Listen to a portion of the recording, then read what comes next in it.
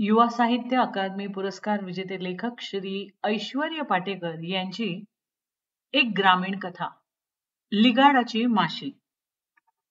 नको नको मना गुंतू माया जळी, काळ हा आला जवळी ग्रासावया, काळाची हे उडी पडेल बा जेव्हा, सोडविना तेव्हा माय बाप, सोडविना राजा देशींचा चौधरी, आणि कसोयरी भली भली, तुका म्हणे तुला सोडविना कोणी, एका चक्रपाणी वाचून या.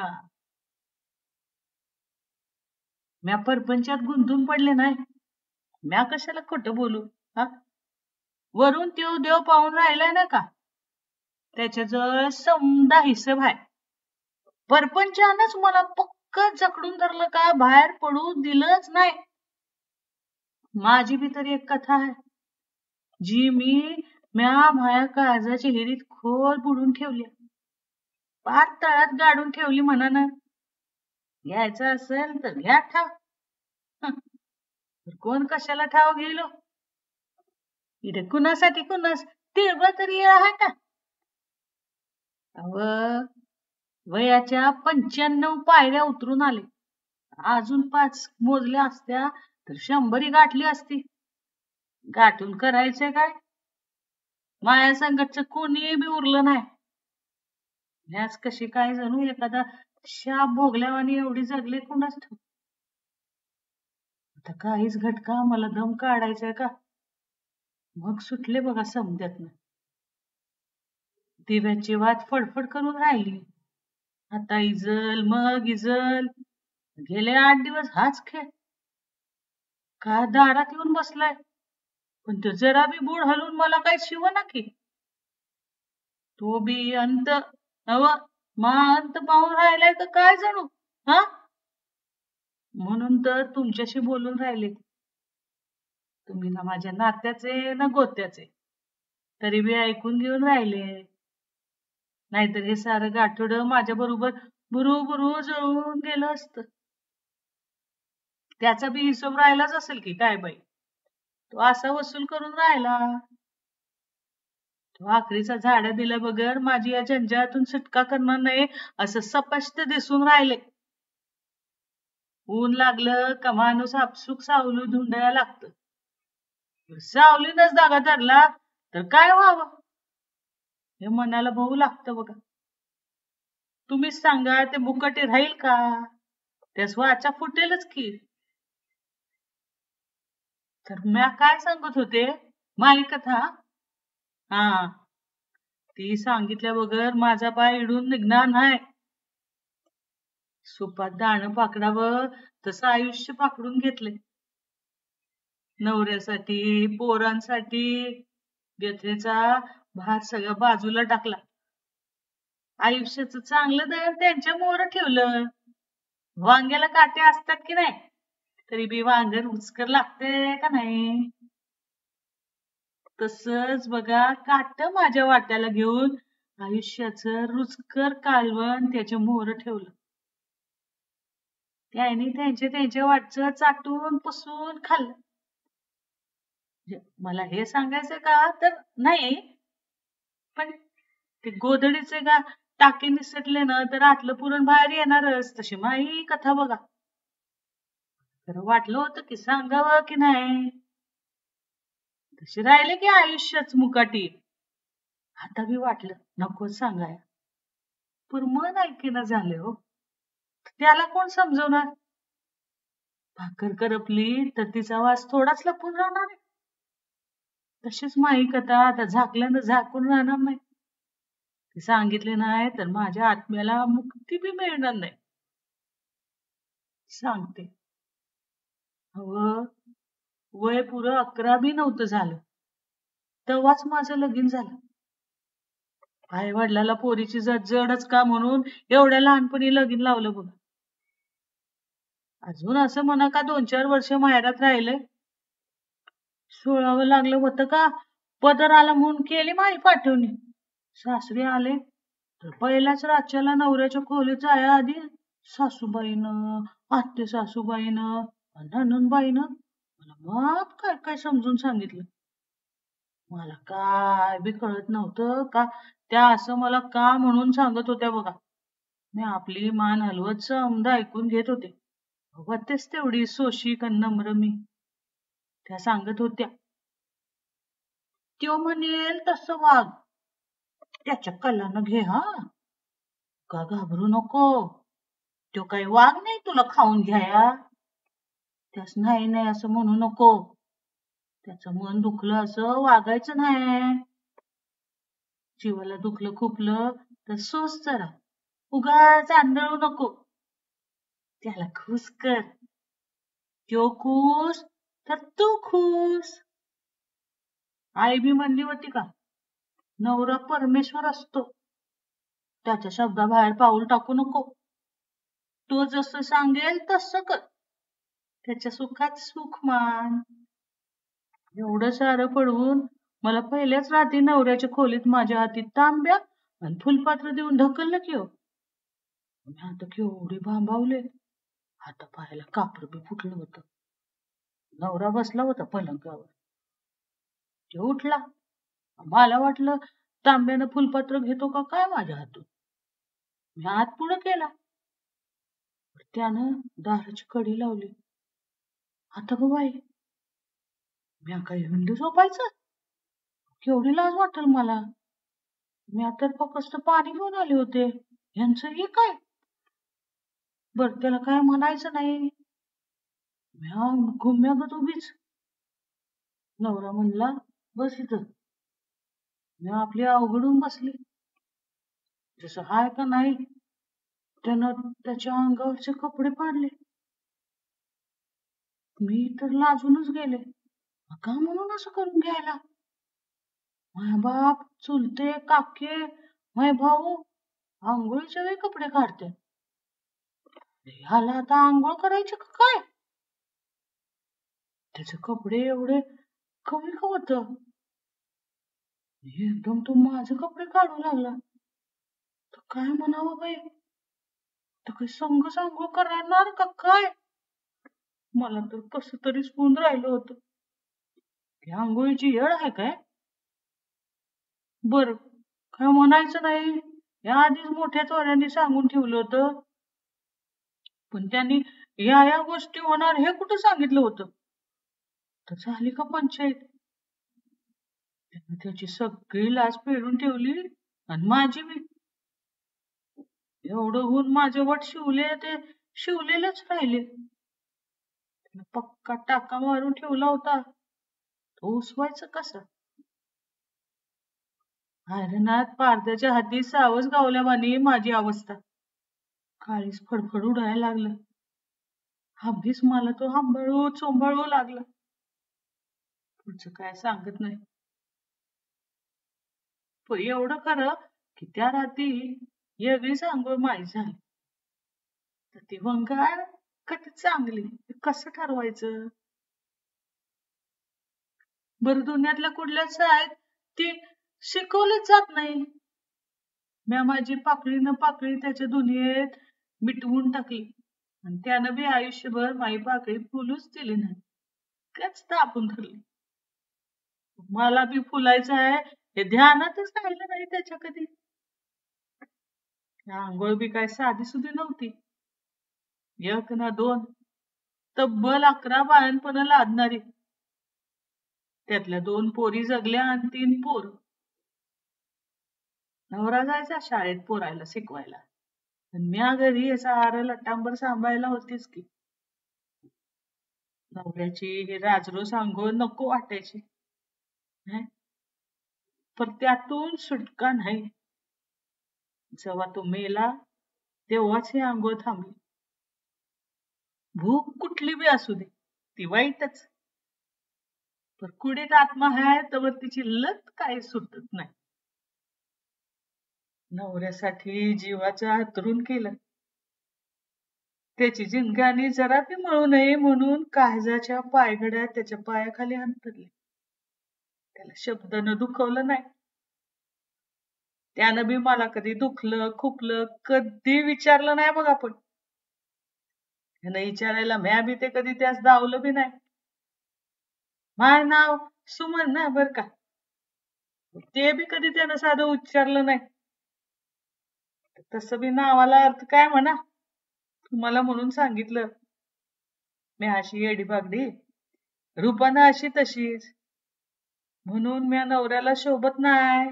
हे असलं नात्या गोत्यातले जाता येता सुनवायचे. म्या कुठं नाही म्हणते. अहो देखणाच होता माझा नवरा, पण त्याच्या देखण्यापणात माझा बी उलसा वाटा होताच की. त्याच्या कपड्याला कधी म्या उलसा कधी डाग पडू दिला नाही. जिथल्या तिथं समद हाजीर करून ठेवायचे. त्याची जरा सुद्धा गाभा म्या होऊ दिली नाही. स्वतःचं दुखणं खुपणं लपवलं, पण त्याच्या कामात कधी कसूर केली नाही. परमेश्वर होता ना तो. त्याच्या अवमानाचं म्या कशाला पाप करू. तुम्हाला सांगते, माझ्या नवऱ्यानं माझ्या पोटी पोरं नाही जन्माला घातले, घर जन्माला घातलं. हो ना, घरच म्हणून राहिले. हा, तुम्ही ऐकलं ते काही चुकीचं नाही. आता तुम्ही म्हणाल माणूस कसा घर जन्माला घालील, त्यास पोरच होतील. चुकीचं नाही, विचार करून राहिले तुम्ही. आणि म्या बी बरोबरच सांगून राहिले. मला बी 3 पोरच झाले. लहान होती तर पोरच होती किती. मायाशिवाय त्याचं पान बी हलत नव्हतं. जेव्हा त्याला पंख फुटले तेव्हा त्याला माई आवश्यकता राहिली नाही. पुढं त्यांची लग्न झाली, शेरा पाण्याला लागली आणि पोरायची आपसूक घर झाले. थोरलं घर, मधलं घर आणि धाकलं घर. थोरलं घर रेवजीचं, मधलं घर मुरलीचं आणि धाकलं उत्तमचं.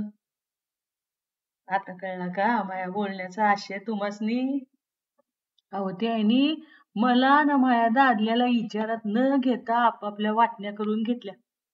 तिघायच्या 3 चुली.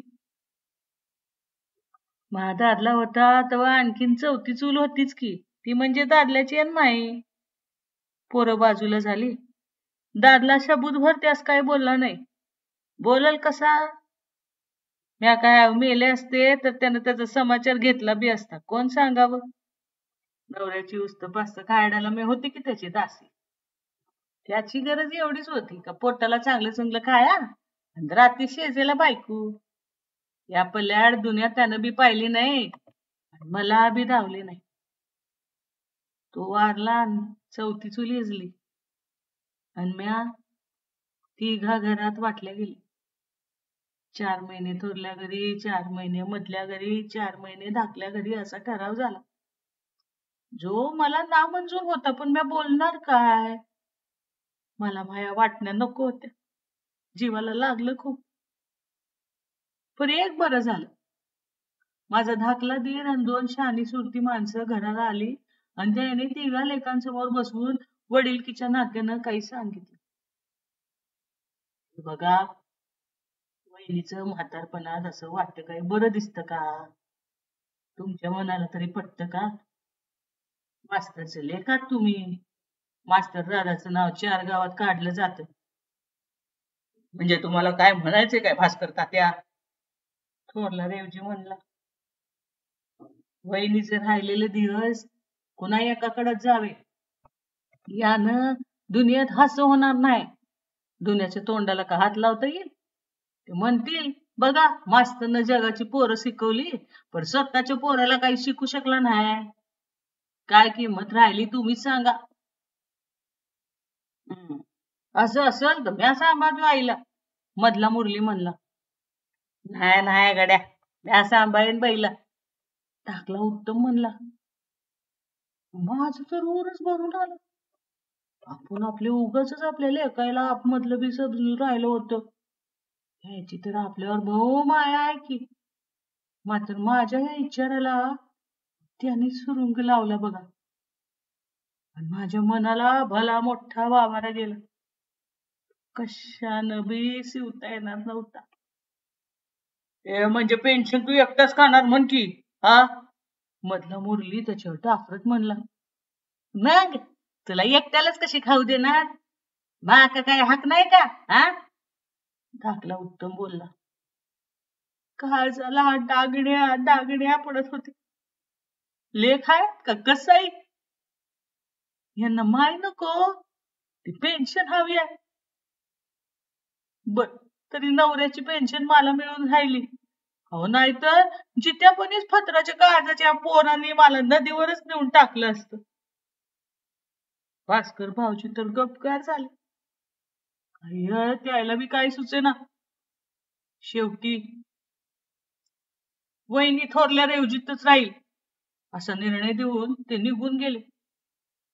तर या बी गोष्टीला बरीच वर्ष उलटून गेली. हीच कथा मला तुम्हाला सांगायची. शाळा मास्तर होता माझा नवरा. हे आता तुम्हाला कळलंच आहे की मी माझ्या नवऱ्याच्या शब्दाबाहेर नव्हते. त्याचा शब्द जमिनीवर पडू दिला नाही मी. मी माझं जग गुंडाळून ठेवलं. नवऱ्याला काय हवं नको त्याची आवड निवड मोठ्या प्रेमानं जपत राहिले. नवऱ्यानं बी 5 बोट कधी मायावर उमटवली नाही. तर तुम्ही म्हणाल सुख ते अजून काय पाहिजे.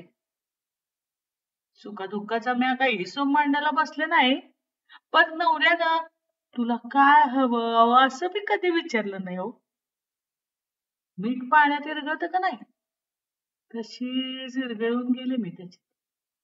माझं म्हणून वेगळं अस्तित्व आहे ते बी मी उभारलं नाही. माझी स्वप्न वेगळी आहेत, माझी बी हौस मौस असत्या, हे असलं कधी मी दाखवलंच नाही.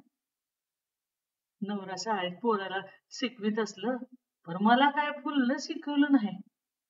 मी मिटत मिटत गेले. मास्तराच्या संसारात दिव्यासारखी जळत राहिले. मास्तरनं नाशकात घर घ्यावं, नाही तर भाडेकरूसाठी 4 खोल्या तरी बांधाव्या, तेवढीच म्हातारपणाची सोय अशी माझी अपेक्षा. पण म्या काय ती कधी बोलून लावली नाही. नुसताच शेत जमिनी विकत घेत राहिला. शेतीची तर आवड नाही. म्या माझ्या इच्छा मारून तसेच जगले बापडे. तर काय सांगत होते, घटका जवळ आले वाटतं. पण माझं अजून काही सांगून झालं नाही. हो, सत्कोर भर तर गोष्ट झाल्या, अजून 3 सत्कोर गोष्ट तशीच शेष आहे. या घराचं माप ओलांडून आली ती मास्तराची बायको म्हणून. तवा आमदाराची बायको आमदारीन, तशी मास्तरची बायको मास्तरीन. भले ती शाळेची पायरी चढली नसली तरी बी तशी म्या मास्तरीन. पण माझ्या हातचं खुरपं काही सुटलं नाही बघा. मास्तरीन या मुलखाच्या शेतात मजूर म्हणून राबू, याची बी त्या मास्तर असलेल्या नवऱ्याला कधी लाज वाटली नाही. 7व्या वेतन आयोगाच्या आधीची गोष्ट आहे. तवाच्या मास्तरचा पगार तुटपुंजा, आजच्या सारखी गत नव्हतीच. त्यामुळे लोकांच्या वावरात मोलमजुरीनं जायचे. 2 पोरी आणि 3 पोर, एवढं भलं पोरा बाळांचं लेंडा नुसत्या मास्तराच्या पगारावर कसं वागणार होतं. मास्तरचं डोकं शाळेत मोप चालत असावं म्हणून तर तो मास्तर झाला. मास्तरची संतान माता एका बी पोरापोरीचं डोकं शाळेत चाललं नाही.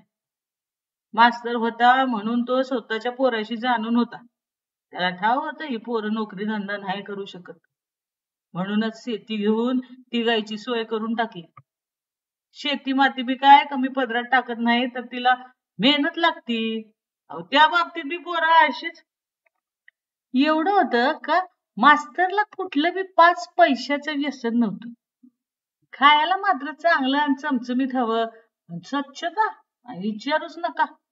कपड्याला एक बी डाग चालायचा नाही मास्तरला. स्वयंपाकात मी आता सुगरण होतेच, त्यासाठी सहाची पायरी चढावी लागते का. स्वतःच्या टापटिपीची नसली तरी घरादाराच्या स्वच्छतेची मला बहु आवड. त्या बाबतीत माझा हात कुणीच धरू शकत नव्हतं. आरशागत घरदार लखलखीत करून टाकायचे. पाहणाऱ्यानं पाहतच राहावं. दुःख एवढंच का मास्तरनं शाळेत पोरांना पाडे शिकवले, पण माझा पाडा उमवून घेतला नाही कधी. फळ्यावर नाप गणित सोडून धावली असतील, पण माझं गणित कधीच सोडवलं नाही त्याने. तर सांगत काय होते, हे असं राहून राहील. मध्येच असं इसरायला होतं बघा. सांगायचं काय असतं आणि सांगते काय. आठवलं बघा. माझ्या पेन्शन बद्दल सांगायचं राहिलंच. तर भास्कर भाऊजीनं केलेल्या निवाड्याच्या आधारावर थोरल्या घरानं मला आसरा दिला. धाकल्या आणि मधल्या घरानं मग माझा चांगलाच समाचार घेतला. मधलं घर मधून मधून इशाला तोंड फोडायचं, काय बाई डोक्यात भरून द्यायचं. पण म्या उमगून चुकले होते. म्या मुकाटे ऐकून घ्यायचे, न ऐकून सांगेल कोणाला. धाकल्या घराला बी तुबळ यायचीच. बर का बाय, थोरल्या घराची तुझ्यावर माया आहे या भ्रमात राहू नको. तुलाही भोळी, तुला पेन्शन मिळून राहिली ती कुणाला कडू लागल का? तुला पेन्शन नसती तर त्यानं तुला सांभाळलं असतं का? तू याच मनाला विचारून पा. तुला तर वाटतं माझा रेवजीलाही चांगला, प्रतिपाय करून राहिला, पण त्याची माया बरोबरची हाय. हे म्हणतात ते 16 आणे खरं आहे आत्याबाई, पण तुम्हाला दिसणं झालं. त्याचे खायचे दात आणि दाखवायचे दात वेगळे आहेत. तुला तर म्हणलो माझ्यात राहा, पण तू ऐकती कुठं? तुला तर त्याचाच पुळका. अजून बी येळ गेली नाही, डोळं उघडतोय. हो नका, आपल्या घरची भाकर आत्याबाईला काही गोड लागायची नाही. धाकल्या घराची बी हीच तर. मला राहून राहून असं वाटायचं की मास्तर नवऱ्याच्या पोटी कशी काय एवढी कडू संतान निपजली. कुणालाच काही बोलले नाही. नका करू बाबा येऊ माझे वाटे. असं काही मी कुणाला म्हणले नाही का काही कधी बोलले नाही.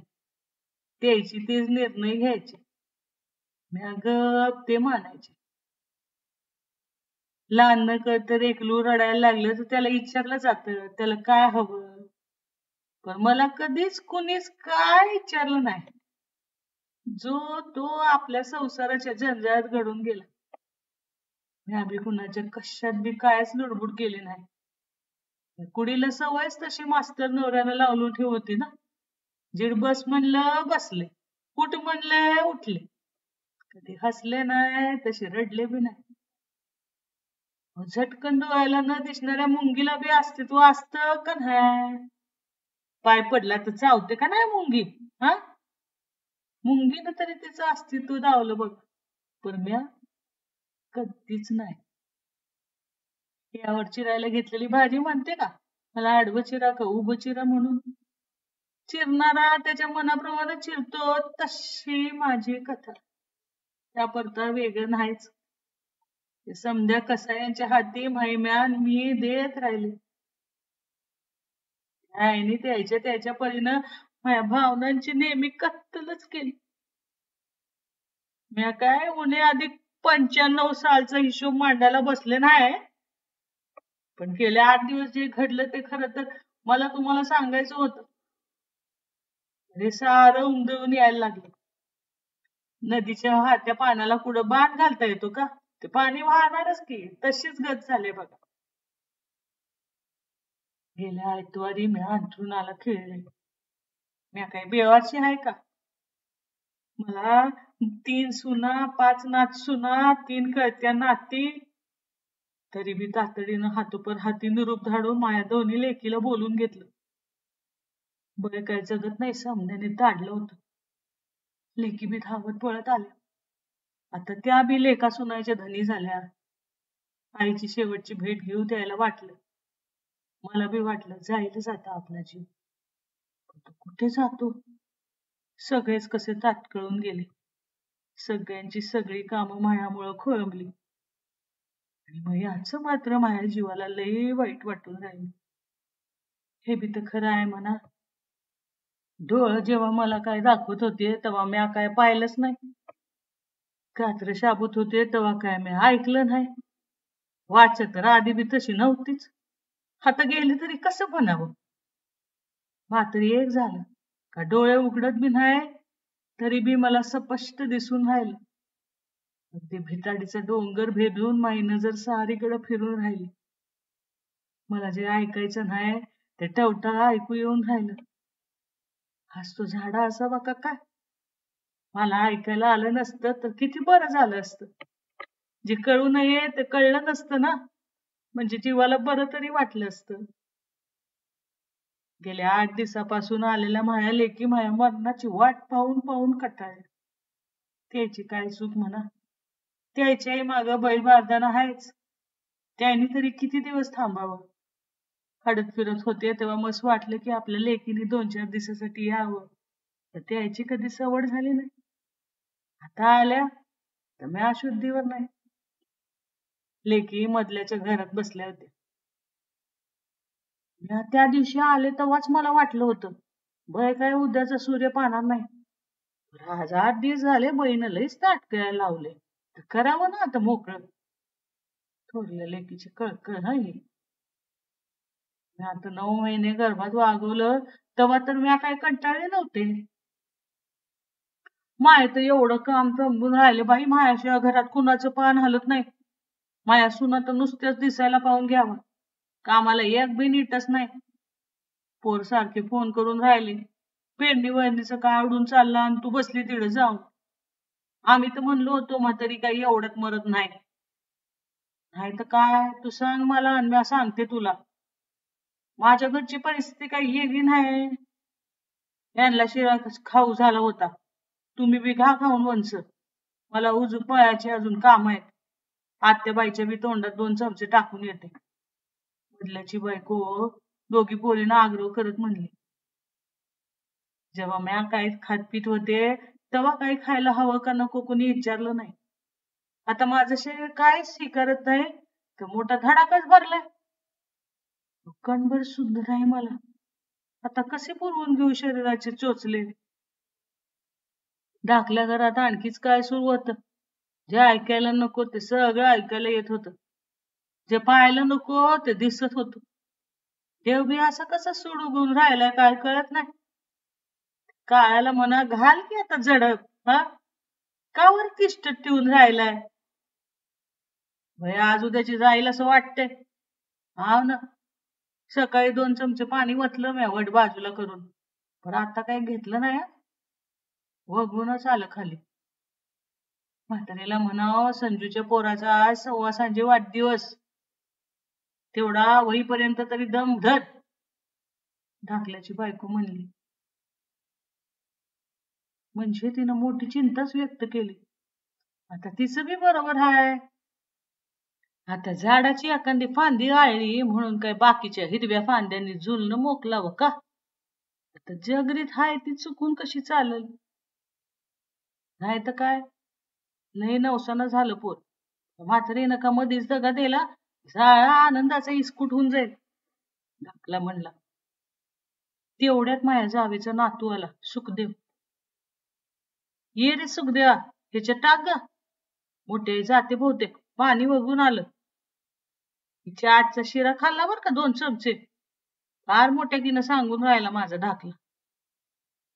जेव्हा मी त्याला म्हणले होते झाला असलं त्या गोष्टीला एखादा महिना. अरे तुझ्या बायकोला सांग र रच्या वड्या कराया. तोंडाला चव नाही पाय. लय खाऊशी झाल्या बघ. पेन्शनला ठरवल्याला देऊन राहिली. त्याच्या बायकोला सांग ना मग. माझी बायको काय रिकामी आहे का. तिच्या करून घे तुझ्या राहिलेल्या इच्छा पुऱ्या. मलिदा त्यांनी खायचा आणि आम्ही खवदो काढायची. एका न्यायाला धरून आहे का. मग तू घे पेन्शन. तुझी पेन्शन बी नको आणि तुझ्या डोक्याला रिकामा ताप बी नको. अरे मग 4 वड्या केल्या ना तुझ्या बायकोचे हात चिसतील का तू ऐकायला लागशील रे. हा तुमच्या बापानं गंज जमीन कमवून ठेवली की तुमच्यासाठी. नाही हे बी मी आपल्या मनातल्या मनातच म्हणले बर का. हे बी मी तुम्हाला सांगितलं नसतं. पण हे पाळी सांगायची आली ते त्या 2 चमचे शिऱ्यानं बघा. घ्यायच्या काकू एवढा का आला त्याला. घेऊ का ऐकलं का परवा तर मोठी गंमतच झाली. थोरलीनं खीर केली होती तर म्हातारीनं एक भाताचं शीत आत घेतलं नाही. वट पक्के शिव घातल्यावानी. म्या मुगाच्या डाळीचं पाणी नेलं होतं. म्हातारीनं वाटीभर गडप केलं. थोरली तर पातच बसली. अशी जिरली तिची तुम्हाला म्हणून सांगू. ढाकल्याची बायको अगदी हुशारकीनं म्हणली. काकू तू आवर मंत्र्याचा जीव होता. काय बी नको बकू. पेन्शनची एक कवडी फेकून मारली नाही. आत्याबाईची सारी माया थोरल्या घरावरच. झटकाऱ्यानं मधली म्हणली. कसं लोकायला एवढं खोटं बोलायला येतं. हिच्या दोन्ही पोरीच्या लग्नाच्या वक्ती म्या पैसे दिले. कसं बा सगळं वडून पैशाच ठिकाणी येऊन पडतं. वाटीभर डाळीचं पाणी पिल्याचं केवढं कौतुक मिरवून राहिली. हिच्या इतकी हमटी आणि कपटी बाई म्या दुनियेत पाहिली नाही. असं बोलायला जीव धाचावतो तरी कसा. कोणी पाहुणं रावळा घरी आलं तर त्याच्या बरोबर लाजकाज यायच्या घरात येऊन बसावं लागायचं. पाहुण्याला चहाचा कप देणार नाही, मला नाही. मला काही चहाची आशा नव्हती, पण पाहुण्या रावण्यासमोर वशाळ्यागत वाटायचं. आणि असं बी वाटायचं की ह्या आईला आहे नाही तर पेंशनीला आई समजत होते का काय, कोण जाणे. एवढे ते उरफाटे काळजाचे. तुम्ही म्हणाल ही म्हातारी काय पोरायची तक्रार करून राहिली. मला हे सांगायला आनंद नाही होऊन राहिला, पण वागायला आलं म्हणून सांगून राहिले. भावकीतले 4-2 जण धाकल्याच्या घरी जमा झाले. उत्तम. म्हातारी 4-2 तासावर येऊन ठेपले बर का. पुढचं काय काय करायचं ठरवलेस? अरे मुठ माती द्यावी लागल, दहाव्याचं काय पाहायला लागल ना. त्यात काय पाहिजे, थोरल्यानं पेन्शन काढले, म्हातारीचं क्रियाकर्म, दहाव्याचं तोच पाहिला, आमचा काय संबंध. असं कसं म्हणतो, फुलायचं तरी खर्च कर. अरे पुण्याचं काम आहे ते. हा, माझ्याकडे पुण्यालाही जमा झाले, आता पुण्याला जागा नाही. अरे असं काय वाय बऱ्यासारखं बोलून राहिला. आम्ही आपलं तुला सुचवतोय. हा, तुम्हाला थोरल्यानंच धाडलं वाटतं. देवजी असं काय बोला नाही. आम्ही आपलं सुचवलं तुम्हाला, बाकी तुमच्या हाती. नाहीतर काय उत्तम म्हणतो ते खरं आहे. मोठ्यानं साय खाल्ली त्याच कर्तव्य आहे का, त्याने मागं हटू नये. आता मधलाही हात लगेच झटकून मोकळा झाला. भावकीचे लोक काय समजायचं ते समजले. कोठे पाहसील तुटी आयुष्य वेचे फुकासाठी, ज्यासी तुझ गुंती ते तो मोकलती अंती. काळजावर काट्याचं बनच उगून आलं आणि ते लई यांना देऊ लागलं. आपल्याच मरणाचा खर्च जन्म देत्या पोरायला जड बाबा. नवरा मास्तर होता का कसाय, त्याचं बीज हे इतकं कडून निपजावं. मरणाच्या दारात आल्यावर ही शंका पण मन खाऊ लागली. दिवा फडफडून राहिला तरी बी इज ना की. मी दारात येऊन बसलेल्या काळाला हात जोडले तरी तो आडलं बुड सोडीना. थोरल्याचं घर पाहुण्या रावाने भरलं होतं. त्याचं तोंडही हुमरून आलं होतं. थोरल्याची होती बर का माया माझ्यावर, पर तोही मास्तरागतच. 2 वेळचं खाया दिलं, आजारी पडलं का गोळ्या औषध केलं म्हणजे झालं का कर्तव्य. हा, मला वाटायचं त्यानं माझ्याशी बोलावं, मला काही विचारावं. तोही बिचारा पार गुरफटून गेला होता आपल्या लेखा नात्यात.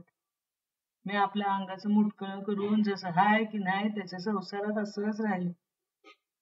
मास्तरच्या बी संसारात तसं मुटकुळच होतं नव का माझं. दिवा आता मात्र जोर जोरात फडफडायला लागला. आता होईल माझी सुटका. काळानंही त्याचं बूड हलवले, पायथ्याशी येऊन बसलाय. काळजात घर घर सुरू झाले. लागलंय आता ते घसायला. आता अक्षी होईल सुटका. काळानं झडप घालायच्या आधी शेवटचं सांगते, नाही तर उगा आपली चुटपुट लागून राहील. बरं का मास्तर, मला कधी सिनेमाला घेऊन गेला नाही का जत्रा क्षेत्राला, मात्र एकदा कीर्तनाला घेऊन गेलो होतं. आणि ती आठवण मात्र माझ्या काळजात उतरून झाड झाले बघा. बुवानं भाऊ अवघड अभंग निरूपणाला घेतला होता. तसंही अवघड कधी कधी सोपे होऊनही सोपं असतं, आणि सोपं अवघडातलं अवघड. लिगाडाची माशी गुंतली फासा. अमो नव्हतेच मला, पण मग त्या काही कुठे होते. नेमकं काय होतं ते अजून मी कुठं कळलं. मात्र एवढं कळलं की लिगाडाची माशी त्याच्यातच गुंतून मरते. माझी काय दुसरी अवस्था आहे का तिच्या परता. लिगाड नाही तर अजून काय.